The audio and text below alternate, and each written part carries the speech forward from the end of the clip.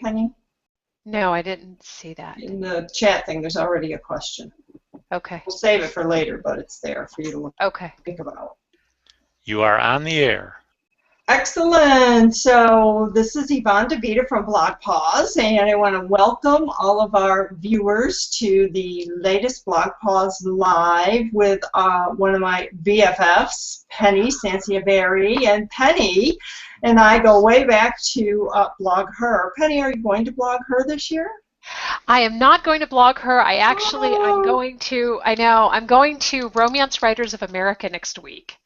Oh, that sounds exciting also. Yeah. Well, we'll have to hear all about that when you get back. Yeah, that's going to be a fun. So I'm sorry. Where is Blog Her this year? San Jose.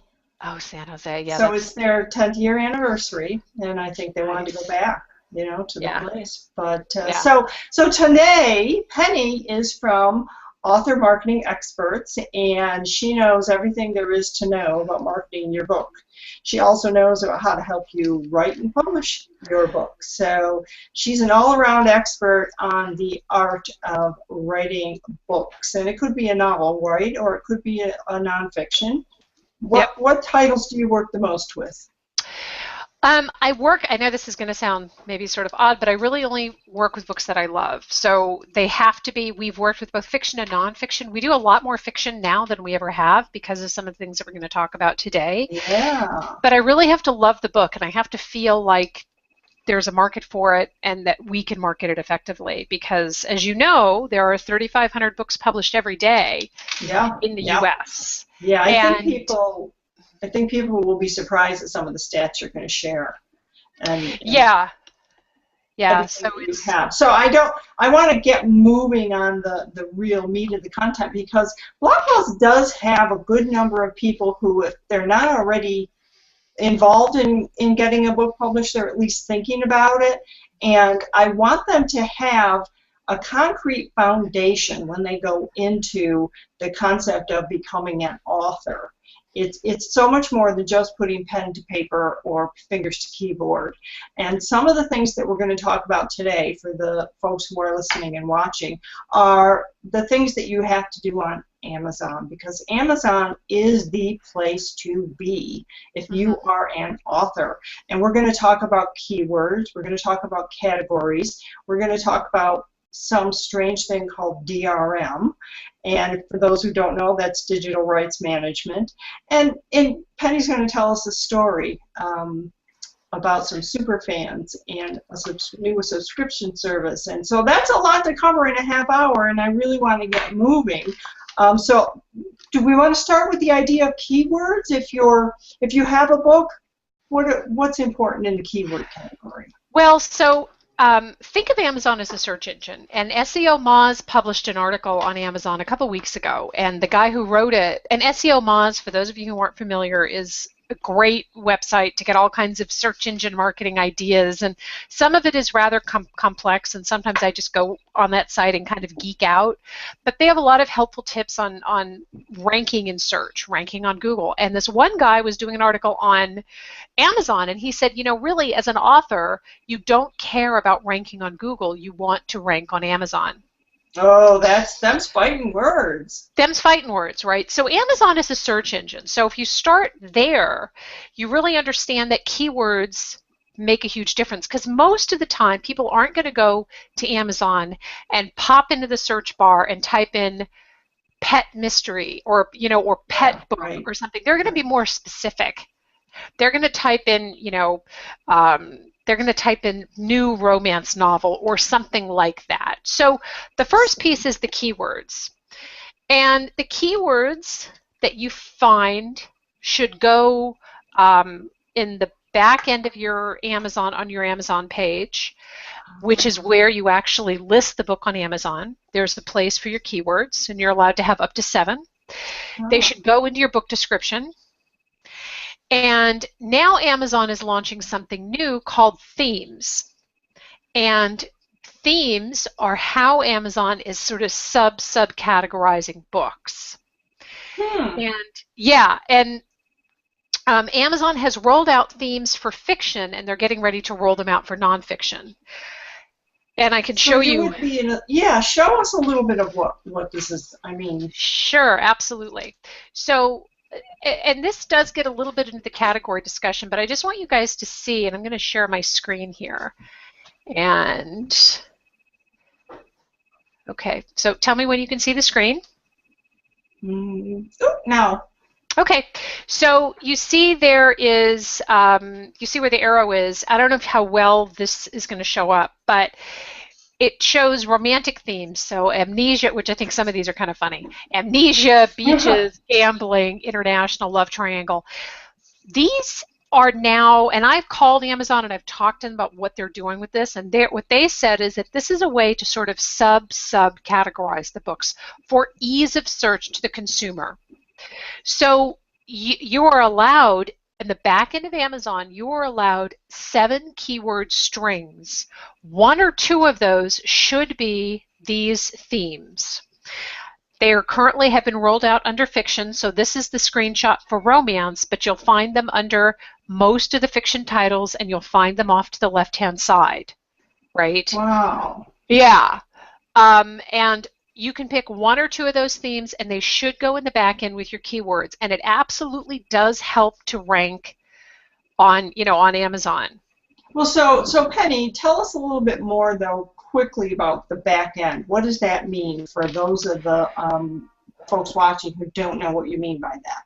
Well, let me see if I can show you the back end here, because I think I have a screenshot of what the back end might look like, and that way you can kind of take a look at that. All right, so. Do you see the slide that says Amazon Keyword Secrets? Yes. Okay. This is an example of what the back end of Amazon looks like. And essentially what this means is accessing your account. So under your account where it has you uploading your book, it'll show you, it'll say some version of target your book to customers. Now, depending on what kind of an account you have with Amazon, this is particularly the KDP, so Kindle Direct Publishing, it may say something different, but it's always going to be about finding the categories and then putting in your keywords. And this is where you put those keywords in. Do you see what I'm saying? Yeah, yeah. So that's really where that's where you do it. And then to show you kind of another slide here, when you figure out what your keyword is. So let's say, for example, you have a book about a mystery involving a dog sleuth, right? We talked to an author, I think, at BlogPaws that had that type of a book. You might put in mystery books. You might type in mystery books here and see what drops down. Or you could type in, pet mysteries or something. And what'll happen is when you start to type your keywords in there, Amazon will give you suggestions based on popular searches on their site. Just like a search engine. Just like Google. Sure. See, so that kind of ties that whole sort of keyword discussion in. But that's really how you do it. So the first is you figure out what your keywords are. So let's just say, pet mysteries, just to go back there, or paranormal romance or something, and then go into Amazon and just start plugging that into the search bar. And then what you'll do is you'll take these keywords, and you're allowed up to 7. I would try to get 14 keyword strings if you can, because you may want to sort of shuffle them around a little bit, and plug them into the back end. And you can also use them in the book description. Right, so you can use them in the book description, and like I said, it will really help with your with your search engine ranking within the Amazon site. Right. So all the things that we've been kind of teaching our bloggers about search engine optimization, relevant to you want to be found in the search engines for your blog. Well, now we want to take that over and look at Amazon, because Amazon is the place you have to list your book. If you're not listed in Amazon, it's going to be hard for you to actually be the big success you're hoping to be. Now you have to take that training of search engine optimization there, and you have to learn the right keywords, and you can experiment, correct? So let's say today I put in my 7 keywords, or as many as I can get in, and a week goes by and nothing happens. I can go in and change those and update those and kind of find out which ones are the best. Yeah, you can, and I will tell you the one thing about Amazon is that it's a lot more forgiving than Google is. So Google, and those of you who have spent some time trying to rank in Google, you know this. Google they have Right. rules like duplicate Right. content, yada yada yada yada. But Amazon's very different in that you will see results not necessarily always immediately. Sometimes it can take a week, sometimes it can take a couple weeks, but you'll know whether or not what you're doing is working. And there was a gal in my class at BlogPaws, and she did this, and she came back to me, I think a week and a half later, and she said, oh my God, I changed my keywords and I changed my categories and it's working. Excellent. Yeah, so if it's done correctly, it absolutely will work. But you play with the back end of this because you can't break the site. Right. The only thing that you don't want to do is you don't want to use other author names. So you know how sometimes people say, well, my book is just like Dan Brown. You don't ever want to use that in your keywords. Okay. Yeah, that's a big no-no. And that's the only thing? Is there anything else we should know that we're not to do? Well, the keywords, other book titles, you really want to stay away from that. Because we had an author try that, and Amazon actually just pulled her book without any kind of warning. Wow. Oh yeah, yeah. And I wrote to them. We did get the book back live because that just you gotta give. Sure. You gotta tell a person. Somebody what happened. Yeah, you gotta give a person some notice. So I wrote to them, and I sort of raised 18 double hockey sticks, and Good. we got the book back live, but you gotta figure that most people might just look at that and think, oh my God, I don't know what to do. So just be careful. And if you're wondering about doing something, I will tell you, you can always reach Amazon.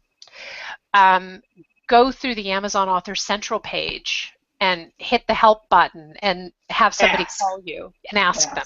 Yeah. Yeah. That's always the way. Ask. If you don't get the answer right away, you can always ask me, and I'll ask Penny, or vice versa. You can always write to Penny also, but reach out to someone of authority and ask. Don't just go willy-nilly off and do things that might be wrong. So, well, that's really great to know, and the fact that there's keywords and then categories is very helpful also. And so when we move on now to the digital rights management, you and I were talking about this a little bit before we went on air live, and this is just fascinating. And you did share a link to an author earnings report. They talked about the result of DRM. Tell us a little bit about that. So DRM is a very hot button issue in publishing. Yeah. Every publisher thinks that we should all have digital right, and DRM stands for digital rights management. And this started with iTunes, right, where you buy something on iTunes and you can only watch it on iTunes, which I find annoying, so I don't buy anything on iTunes, right? I want to be able to share my stuff cross-platform, right? Yeah. The thing about digital rights management is it's a little bit of a joke, because I would imagine that my dog Cosmo could probably hack DRM. It's really that simple to, it's that simple to break, right? Oh, yeah. So, but publishers love it because they think it protects their books. But here's the reality. A new study shows that if your book does not have DRM enabled, you will sell 2 and 3 times more books than books that do have it enabled.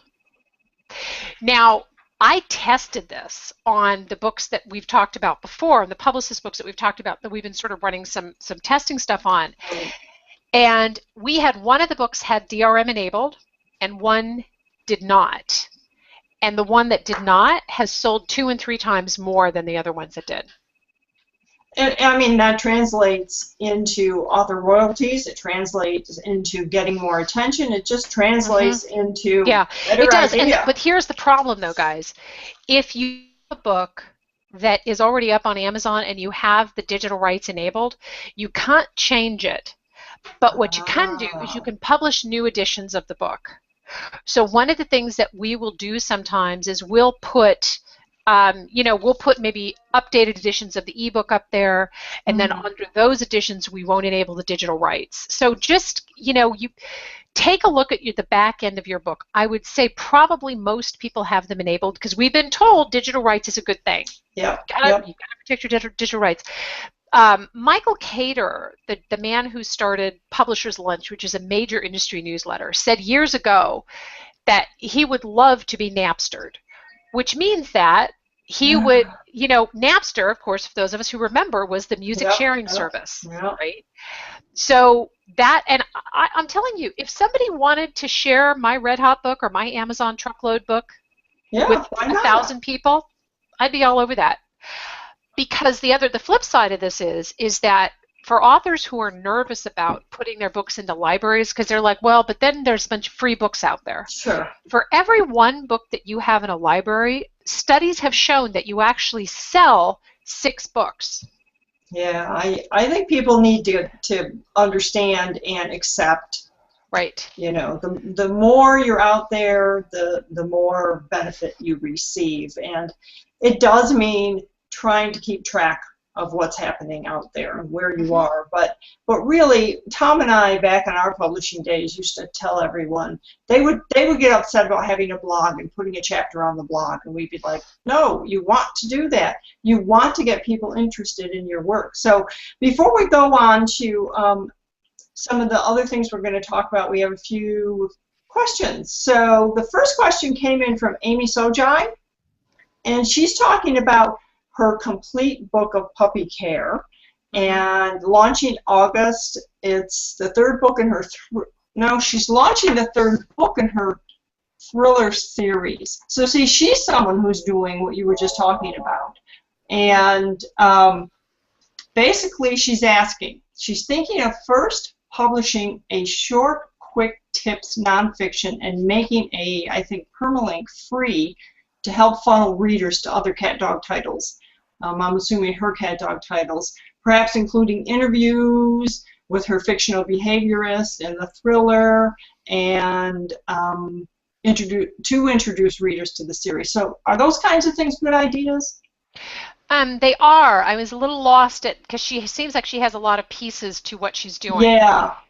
Here's what I would recommend. Every book should promote every other book. So you should be cross-pollinating your books first and foremost. You need to have some kind of something in there that incentivizes readers to contact you. So give them some kind of a freebie, have them, somehow get in touch. Because when we get to the sort of the super fans portion of this, I want to talk about how that actually works, and it works extremely well. But that's what I would suggest for her, is you want to make sure that all those books are cross-pollinating. And Amy, if I didn't answer your question, I know we're now circled and on G+, and definitely ask me on the BlogPaws page. Yeah. Tom, I don't think you're muted because I just heard your email come in. So basically, what it looks almost like she's wondering, or at least I'm wondering the way she's written this question. She's talking about doing a quick tips nonfiction that might funnel readers to her cat dog titles, but will it also, a nonfiction quick tips, funnel to her fiction books? Are you saying fiction and nonfiction can promote each other? Well, I do think, and especially in the pet blogging community, right? I do think that fiction and nonfiction can promote each other in that case. Now, I probably would not. It would probably not make sense for me to promote her books in the back of mine, because you know what I mean? But she has pet books, and then she's promoting the pet fiction. So I definitely think that she could do that. Okay. And I also think that since she's the author, she should be cross-promoting all of those. Right. So we should get to know the whole person, and that's how that would work. I think that's a great idea too. Yeah. So now the next question is from MK Clinton. And she says she can only find one category under fiction animals in Amazon. She has her books listed under fiction humor and animal humor. She says, I just changed animal today from action adventure. Is there another? She has dogs, dog stories, and her keywords. Can I show you? I don't know off the top of my head because I don't know all the categories, but can I show you a little trick to find the categories? Do you mind if I show my screen again? Please, okay. Yes. All right, so let's go. Let me do this here. Okay, so MK, listen up. This is for you.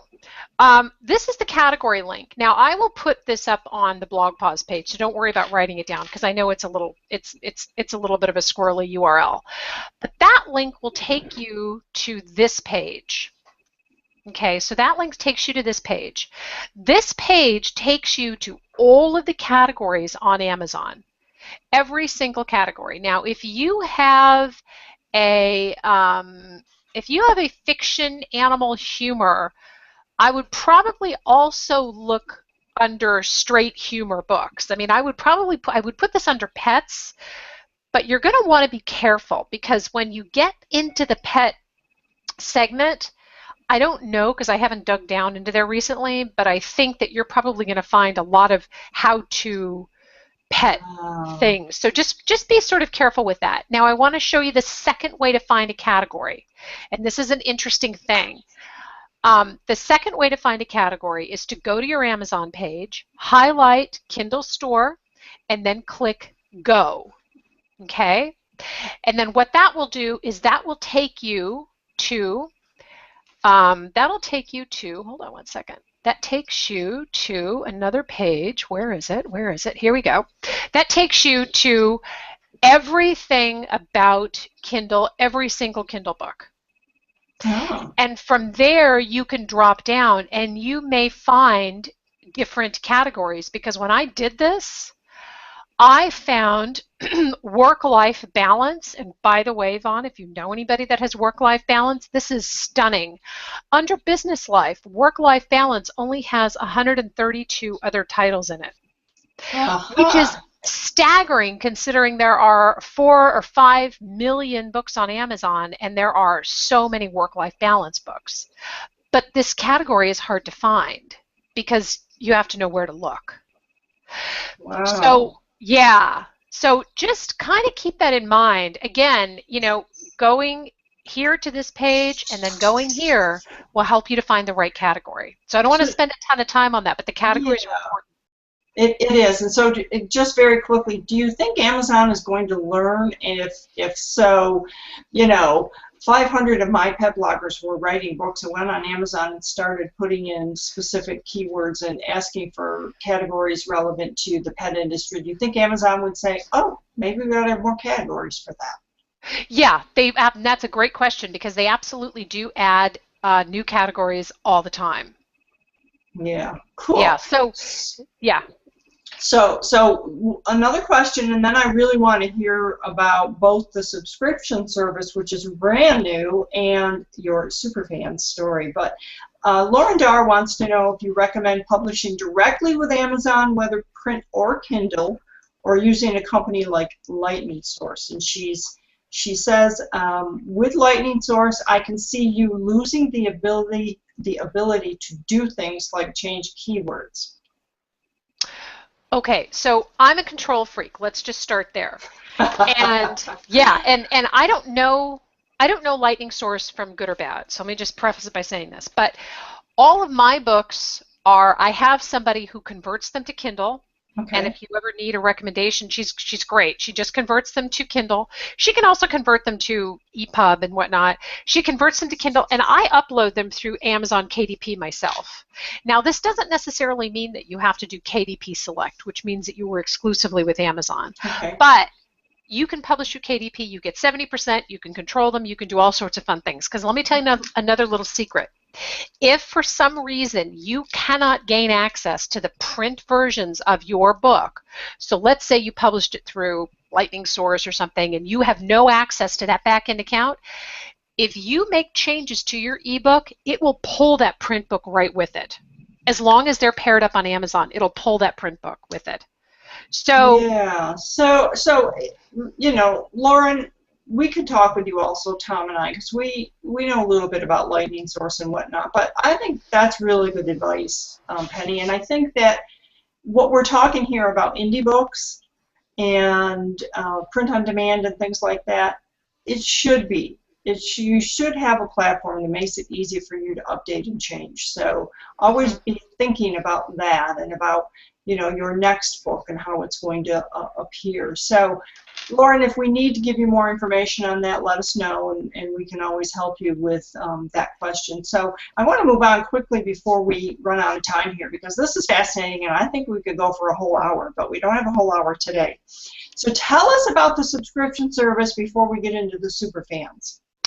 Amazon, yes, it's brand new. I don't have a ton of information on it, but what I do know is that Amazon is changing the world yet again. They are getting ready to launch a subscription service, which means that for $9.99 a month, you have access to, I don't know, 600,000 titles. Yeah. And it's sort of, I would imagine that it's probably like Amazon Prime for books and audiobooks.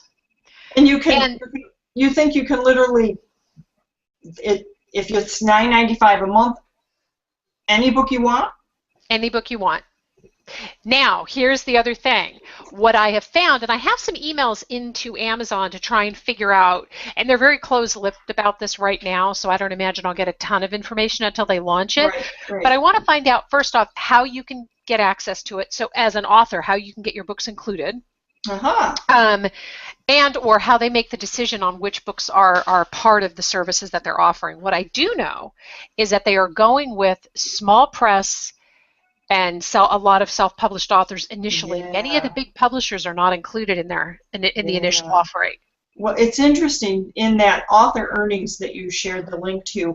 I was really surprised to see that indie books and self-published books are earning more money than the big. You know what?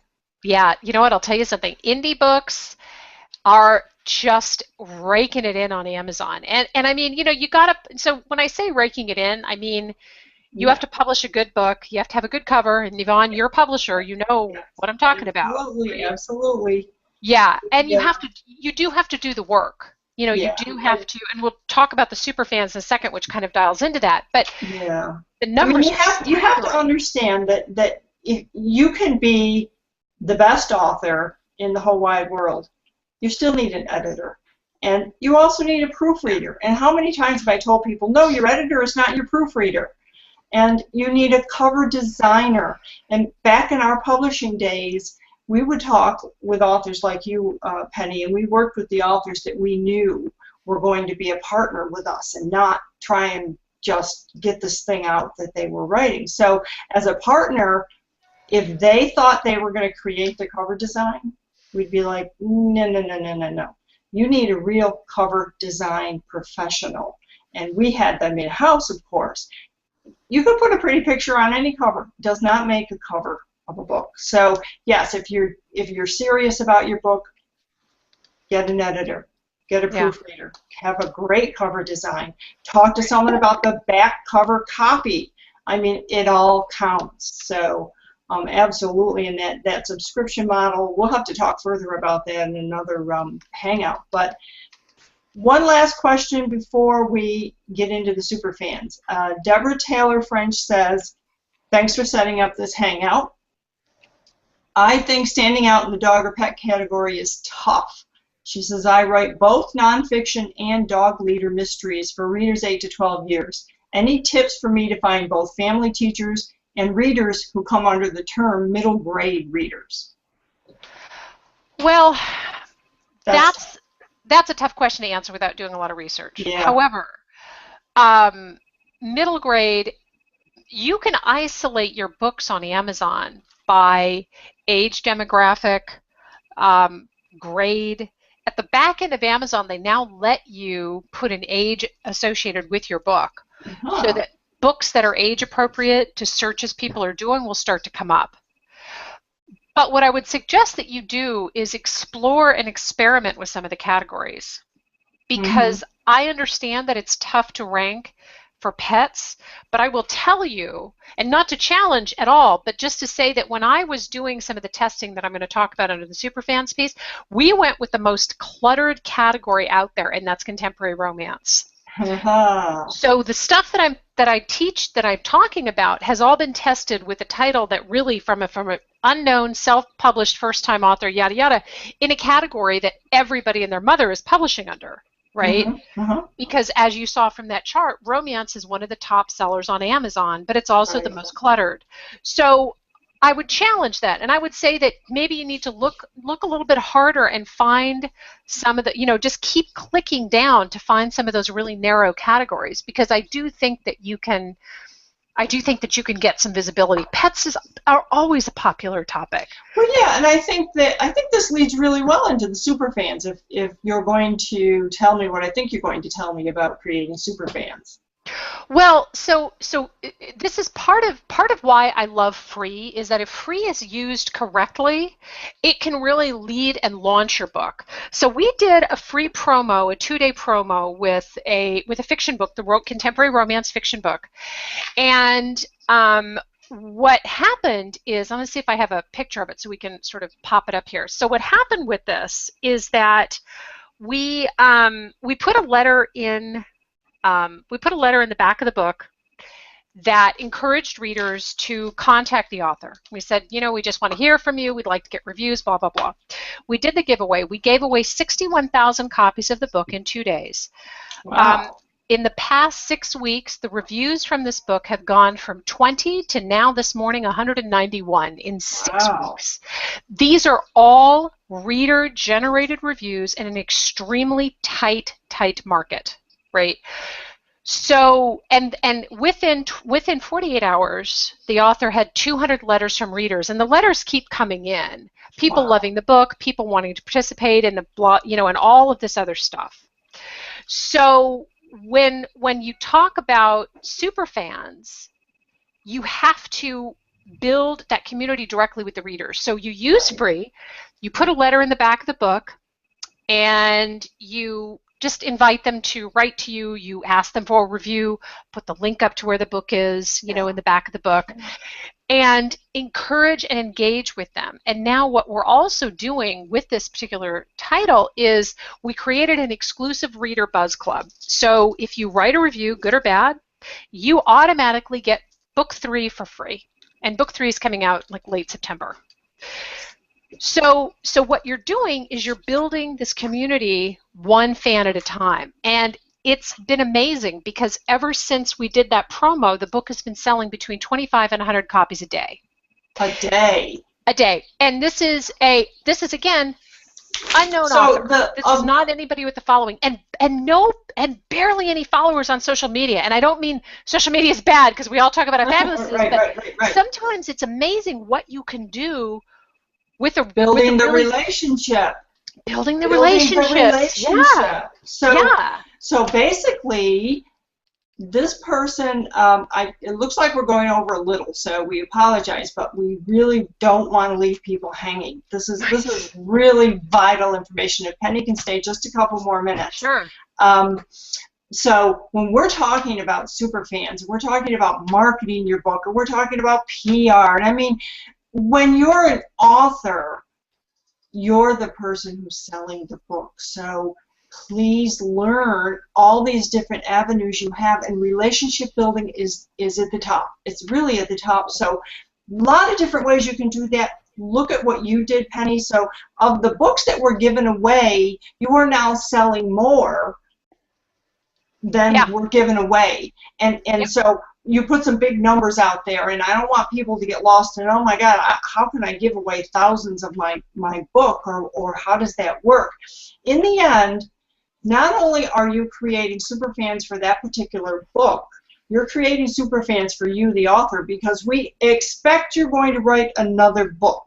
Unlike some people who just write one book, and I don't know why people do that, but especially in fiction, you are probably going, even if it isn't a series, it's going to be another fiction book. So you want to create that super fan base, and the way to do that is to think about, how can I build a relationship with these folks? Yeah. Yeah, and you know what? That's absolutely right. I mean, and here's the other thing too, guys. If you're thinking, oh my gosh, now I have to write more than one book, because let's face it, when you birth that first book, it feels like, oh my God, I need a vacation. But the sweet spot now, especially for fiction, is 20,000 words. That's nothing. No, right? That's not much. That's nothing. So think about maybe breaking up your book into several books, because short is the new long, right? And by the way, just as a note, under my name here, there's a checklist, and I also posted it to the BlogPaws page. It's an Amazon optimization checklist. You can get it for free. So be sure and grab your checklist. But yeah, I mean, publish. It doesn't have to necessarily be 500 pages. It can be, no, you know, yeah. Not at all. Well, Penny, I hate to stop now because we're on a roll, but what I'd like to do is maybe bring you back as soon as we can. It'll probably be a few weeks, and let's talk about some of the relationship building tools and how to get those books looked at and noticed and create super fans. And we have one really quick last question. Let's see, Amy Sojai. Does this not work best with a series? So write 3 books before going free with the first in the series. Sounds like she's asking, do you have to have all 3 written before you do it? No, you don't, absolutely. What I would suggest that is if you have, so we started this, so there were 2 books in the series. We started this with the first book, but the first book was kind of lukewarm, to be candid with you. The second book got a little bit warmer, and then we bundled them in the series, and then it just sort of took off. Sure. So, but again, very, very cluttered category, right? Yeah. Now, here's the other thing. If you have older titles, and I'm pointing, if you have older titles, I get so excited about this topic. If you have older titles, why not freshen them up and re-release them in a bundle? And then you have all these, all these books out. Because I'm betting that most of the folks on this call probably are sitting on a lot of books. Yeah. So, refresh those, because when you republish them, they're considered a new title. Yeah, so I can think of a number of ways for some of the authors that are on this call and folks who haven't asked questions to do just that. And it may sound like a monumental task to someone who's written a book like you say. Once you get that book done, wow, heave that big sigh. But there are ways to do it, and you always have to be thinking about what's next. And I think what's next for us is thanking you for being here and sharing, and check the link under Penny's name for that checklist, and we will bring Penny back because she is getting to be pretty popular with our online Hangouts. Thank you. And guys, listen, if you have questions, post it to the page, because I will definitely get on there and answer questions. And I'll post some additional links to things like the categories as well as the letter in the back of the book, so that you can find that and do it for yourselves. But I wish everybody awesome success, and I hope that your book sales exceed your expectations. Excellent. Well, thank you. And thank you so much. Can't wait to hear about the Romance Writers Conference. Oh, that's going to be so much fun. I can't wait. All right, cool. Yay! Bye.